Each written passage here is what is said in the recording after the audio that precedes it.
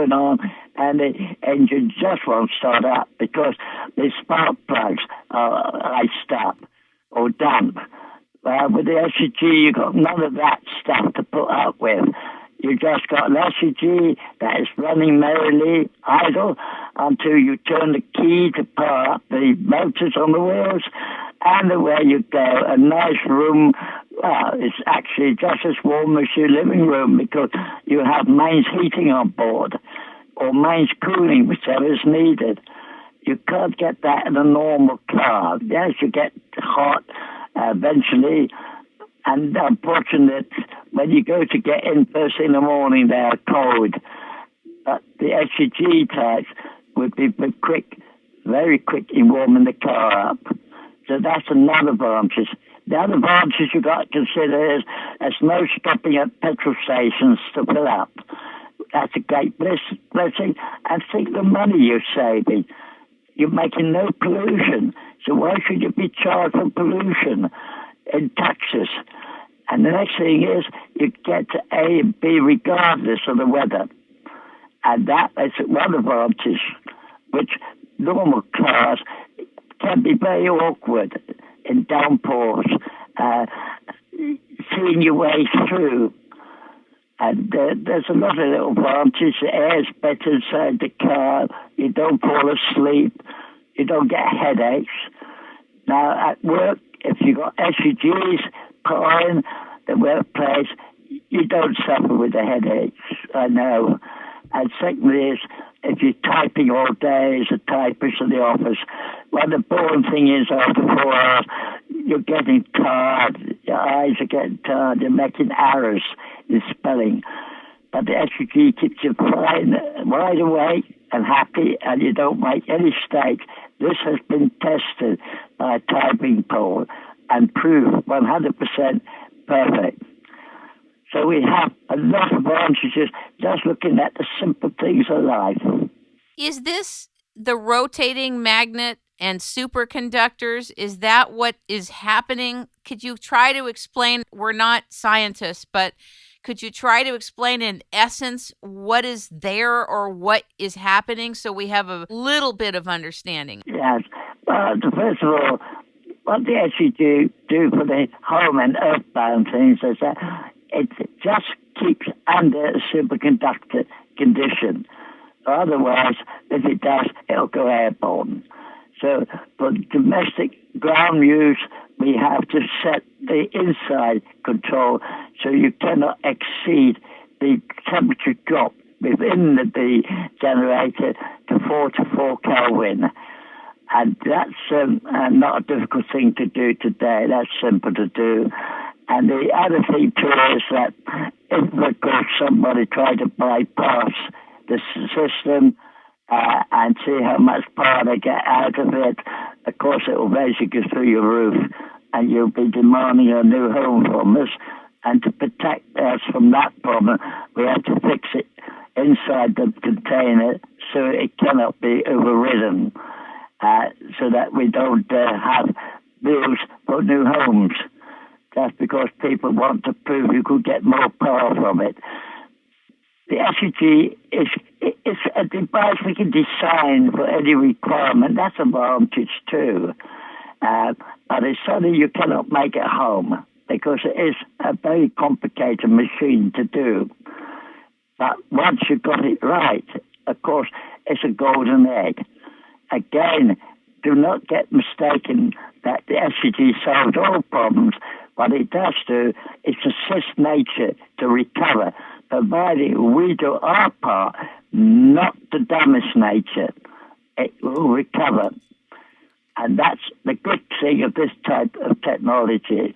No other technology can do that. They do the opposite. They gradually destroy the environment because we've got to keep cutting down trees, digging up coal, doing this and that to get the energy. And the other thing is, though wind power is great, it is a vision pollution.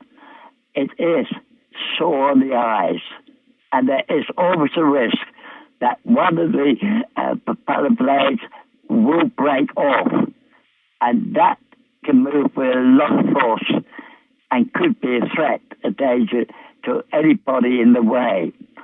And therefore, there are two things that I worry about. Certainly is because of the generator itself will have to be replaced, probably 5, 10 years. It has to be replaced. Costly job. Cost goes up every year. Once you've got the SUG, forget it.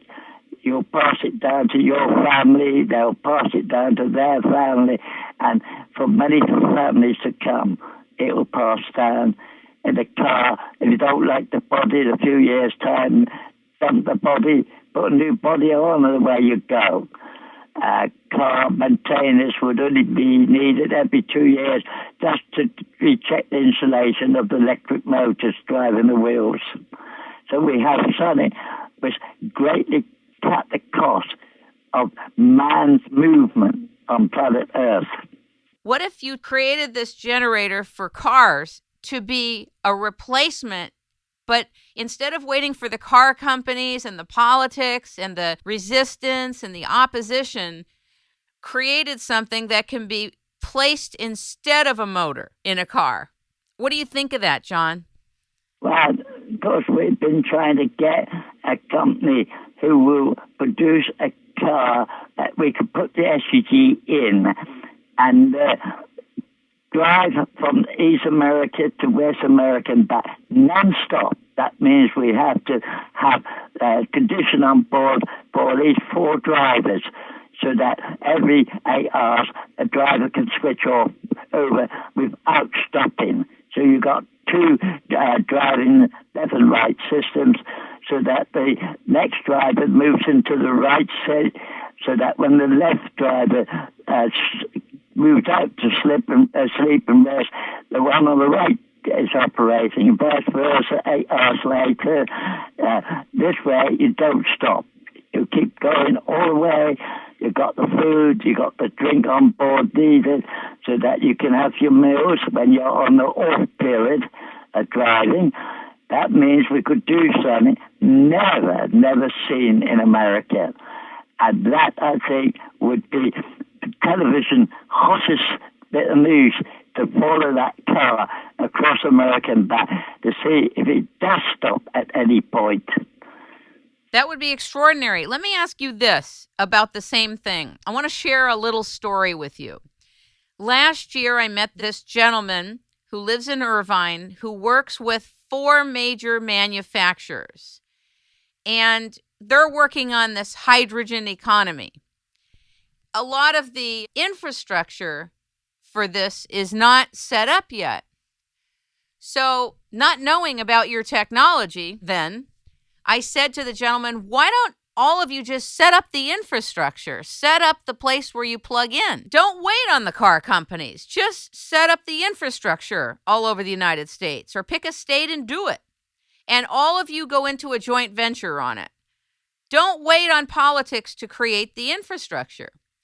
So I'm thinking now, as I'm listening to you about this, and yours is like the galactic energy device.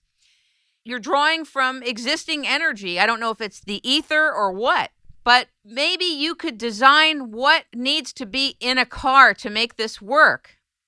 And maybe we take an existing car and we don't utilize some of the parts of it and still put your magnetic generator in it. Would that work? Yes. The car only needs an SUG for the energy side and a switch to isolate the motors on the wheels, the electric motors on the wheels. That's all it needs. And when you turn off, the generator continues idling, running. So it's always ready to use. In the past, the manufacturers said that they would not be interested in a power unit that you couldn't stop. It would have to be stopped. But you don't. With SUG, you don't need to stop it. By keeping it going, there is no wear or tear happening, no corrosion taking place, no losses. It is simply reprinting the magnetic field as it runs around. It's renewing it, and it should go on for thousands of years. Will become probably the 8th wonder of the world, the car with an engine that never stops. See, they don't understand that paradigm because they're thinking about a paradigm